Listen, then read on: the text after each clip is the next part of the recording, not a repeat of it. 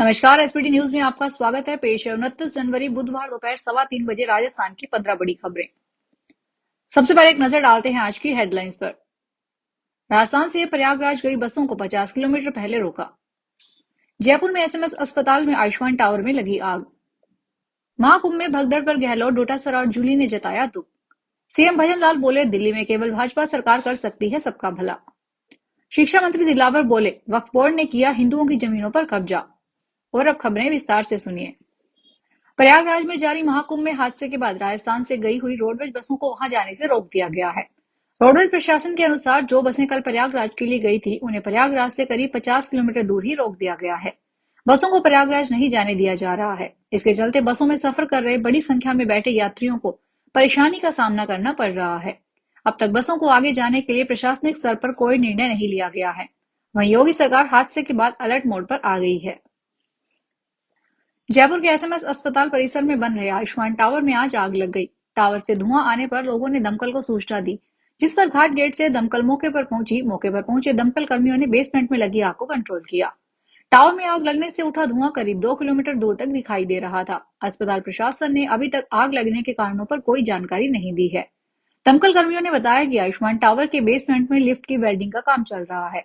इसी दौरान मौके पर रखा हुआ फाइबर ने आग पकड़ ली, जिसके बाद आग को धुआं लिफ्ट से रास्ते होता हुआ टावर के टॉप तक चला गया, जिससे लोगों को लगा बिल्डिंग में आग लग गई है, लेकिन आग बेसमेंट में कबाड़ में लगी थी।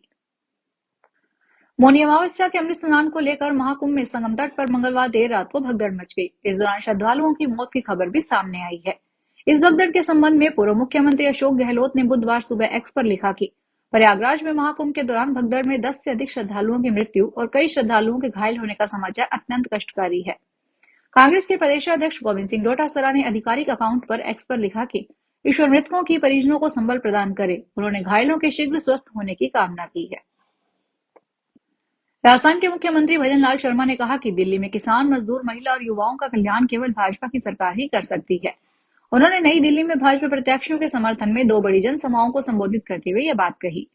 शर्मा ने आप पार्टी पर निशाना साधते हुए कहा कि अन्ना हजारे आंदोलन से निकली यह पार्टी भ्रष्टाचार विरोधी होने का दावा करती थी, लेकिन आज खुद भ्रष्टाचार में डूबी हुई है। उन्होंने आम आदमी पार्टी और अरविंद केजरीवाल पर जमकर जुबानी हमला बोला।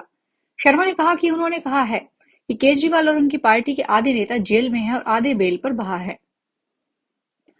राजस्थान के शिक्षा मंत्री मदन दिलावर ने कांग्रेस के राष्ट्रीय अध्यक्ष मल्लिकार्जुन खड़गे को धरती पर बोझ बताया है। उन्होंने वक्फ बोर्ड पर जबरदस्ती हिंदुओं की जमीनों पर कब्जा करने का आरोप लगाया है। दिलावर ने जयपुर में मीडिया से बातचीत में कहा, महाकुंभ को लेकर कांग्रेस के राष्ट्रीय अध्यक्ष ने दुर्भाग्यपूर्ण बयान दिया है। कांग्रेस देश की लोगों की आस्था के साथ खिलवाड़ करने का षड्यंत्र रच रही है। उन्होंने कहा कि मल्लिकार्जुन खड़गे का यह बयान पूरे देश और दुनिया भर में जिन लोगों की महाकुंभ में आस्था है, उन सभी का अपमान है। वैसे भी कांग्रेस के वही लोग हैं जिन्होंने कहा था कि भगवान राम का ही अस्तित्व नहीं है। अजमेर में डॉक्टर को दौड़ा दौड़ाकर पीटा गया है। आरोप है कि 7 से 8 युवकों महिलाओं ने पहले जबरन क्लिनिक में तोड़फोड़ की, फिर सड़क पर दौड़ा लिया। डॉक्टर पर जानलेवा हमला किया गया। डॉक्टर के अलवर गेट थाने में लूटपाट और कार चढ़ाकर जान से मारने की कोशिश का आरोप लगाते हुए रिपोर्ट दी है। दूसरे पक्ष ने भी डॉक्टर के खिलाफ शिकायत देकर धोखाधड़ी कर बीमार जानवर को बेचने का आरोप लगाया है। डॉक्टर से मारपीट का वीडियो वायरल हो रहा है। अजमेर निवासी डॉक्टर देवेंद्र सिंह ने बताया कि 28 जनवरी को दोपहर करीब 2 बजे अपनी क्लिनिक पर बैठे थे। लाखन महावर और गोरी के साथ 7-8 युवक महिला जबरन क्लिनिक में घुस गए और तोड़फोड़ की। उस पर हमला भी कर दिया। उनके सिर पर गंभीर चोटें आई है। मुंबई के प्रसिद्ध श्री सिद्धि विनायक मंदिर के मैनेजमेंट ने मंदिर में आने वालों के लिए ड्रेस कोड तय किया है। स्कर्ट या रिवीलिंग ड्रेस पहनकर आने वालों को मंदिर में एंट्री नहीं दी जाएगी। नया नियम अगले हफ्ते से लागू होगा। श्री सिद्धि विनायक गणेश मंदिर ट्रस्ट ने मंदिर में आने वाले लोगों को सभ्य और शरीर को ढकने वाले कपड़े पहनने होंगे। ऐसा नहीं करने पर श्रद्धालुओं को प्रभावी देवी एरिया में एंट्री की परमिशन नहीं होगी। ट्रस्ट ने कहा कि मंदिर में देश भर से हर रोज हजारों श्रद्धालु आते हैं। इनमें शामिल कई लोग कपड़ों को लेकर शिकायत करते हैं। बूंदी जिले के नैनवा क्षेत्र में स्थित गवर्नमेंट प्राइमरी स्कूल फटकुड़ा में सरकारी स्कूल में कमरे की छत का प्लास्टर अचानक भरभराकर गिर गया। हादसे में क्लास में मौजूद 5 स्टूडेंट्स घायल हो गए। सिर पर चोट लगने के कारण इनमें से 3 स्टूडेंट्स की हालत गंभीर है। कमरे की दिसंबर में सर्दी की छुट्टियों में मरम्मत कराई गई थी। ठेकेदार ने पुराना प्लास्टर उतारे बिना ही उस पर फिर से प्लास्टर कर दिया था। स्टाफ ने जेईएन से ठेकेदार की शिकायत भी की थी, लेकिन कोई ध्यान नहीं दिया गया। राजस्थान में एसओजी ने जेल प्रहरी भर्ती परीक्षा 2018 में पेपर लीक करने वाले 10,000 के इनामी बदमाश को गिरफ्तार किया है। वह जुलाई 2024 में लाइब्रेरियन के पद पर चयनित होकर एकलव्य आदर्श आवासीय विद्यालय बसला बांगी दोड़ा बांसवाड़ा में कार्य कर रहा था। एटीएस यूनिट उदयपुर की टीम ने आरोपी को गिरफ्तार किया। एसओजी के अनुसार दान सिंह निवासी खूंटेगा डींग को गिरफ्तार किया गया है। भारतीय तीरंदाजी टीम का प्रतिनिधित्व थाईलैंड के बैंकॉक में 2 फरवरी से 11 फरवरी तक आयोजित होने वाले पैरा एशिया कप में राजस्थान के बीकानेर के श्याम सुंदर स्वामी और धनाराम गोदारा भारतीय तीरंदाजी टीम का प्रतिनिधित्व करेंगे। इसमें पहले भी कई बार श्याम सुंदर स्वामी भारतीय टीम का प्रतिनिधित्व कर चुके हैं। तीरंदाजी प्रशिक्षक अनिल जोशी ने बताया कि बैंकॉक में आयोजित होने जा रहे इस प्रतिष्ठित अंतर्राष्ट्रीय टूर्नामेंट के लिए भारतीय तीरंदाजी टीम की घोषणा हो चुकी है। भरतपुर में केवलादेव पक्षी विहार में एवियन इन्फ्लुएंजा वायरस की एंट्री हो चुकी है। एक हफ्ते पहले घना से 2 मृत पक्षियों के सैंपल जांच के लिए भेजे गए थे, जिसमें से पेंडेंट सॉल्ट में एवियन इन्फ्लुएंजा प्रशिक्षण प्रयोगशाला भोपाल ने एवियन इन्फ्लुएंजा संक्रमण की पुष्टि की है, जिसके बाद से केवलादेव पक्षी उद्यान प्रशासन की चिंता बढ़ गई है। इसके साथ ही विभाग ने घना में अलर्ट जारी कर दिया है। अलवर जिले में लगातार 2 दिन तक बर्फ जमने के बाद आज तीसरे दिन सुबह हल्के बादल छाए, बादलों के साथ धूप की लुका छुपी रही।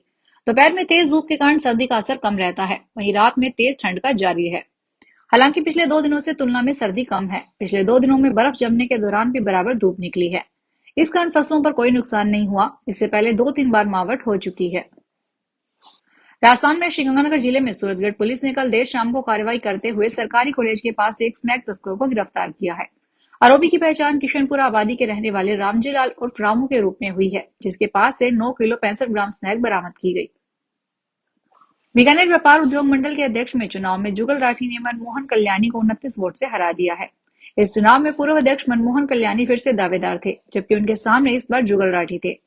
पिछली बार कल्याणी ने रवि पुरोहित को हराकर जीत हासिल की थी। इस बार स्वयं रवि पुरोहित ने ही जुगल राठी को समर्थन दे दिया, जिससे जुगल राठी की राह आसान लग रही थी। परिणाम भी वैसा ही आया।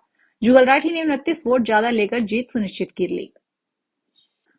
दौसा में कई जनों पर हमला करने वाले आक्रामक सरिस्का के टाइगर को 25 दिन बाद एनक्लोजर ने जंगल में छोड़ा गया है। टाइगर को रैनी के करणपुरा गांव में 3 जनवरी को ट्रैंकुलाइज किया गया था। इसके बाद करना का वास एनक्लोजर में रखा गया। अब उसे वापस सरिस्का जंगल में छोड़ा गया है। फिलहाल इस बुलेटिन में इतना ही। फिर हाजिर होंगे बड़ी खबरों के साथ। अगर आप भी अपने आसपास की छोटी बड़ी और महत्वपूर्ण खबरों से अपडेट रहना चाहते हैं तो सब्सक्राइब कीजिए हमारे चैनल एसपीटी न्यूज को और प्रेस कीजिए बेल आइकन पर।